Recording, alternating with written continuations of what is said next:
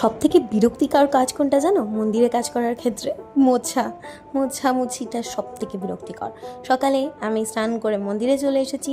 মন্দিরের গেটে তালা দেওয়া থাকে, তালা খুলে নিয়ে আমি এখন যাচ্ছি বালতি করে জল আনতে, কারণ এই বালতির জলটা দিয়ে আমাকে এখন পুরো এই পোর্শনটা মুছতে হবে, স্পেশালি মন্দিরটা। তো যখন বাবা, ভাই বা সম্রাট কেউ মন্দির মোছে, ওরা কেউই ক্লিনার দেয় না। একমাত্র যখন আমি মুছি আমি ক্লিনার দিই। আর প্রত্যেক দিনই যেহেতু বাবা ম্যাক্সিমাম মুছে দেয়, তাই ক্লিনার বলতে পারো যে একদিনও দেওয়া হয় না, ওই মাসে একবার বা বছরে একবার হয়তো দেওয়া হয়। তো আমি যখন কাজটা করি আমি একটু মেয়েলিভাবে করি, আর ওরা দায়সারাভাবে কোনো রকমের তাড়াতাড়ি করে করে। তো ঘর মুছে নেওয়ার পর আমি মন্দির মুছে নেওয়ার পরে এখন করবে গোপাল স্নান। গোপালকে তখন একটু আগে আমি ঘুম থেকে উঠে বসিয়ে রেখেছিলাম, তো স্নান না করা অবধি ওর ঘুম খুলবে না, সেই জন্য স্নান করিয়ে হাফ প্যান্ট পরিয়ে ভোলে বাবাকে স্নান করিয়ে নিলাম।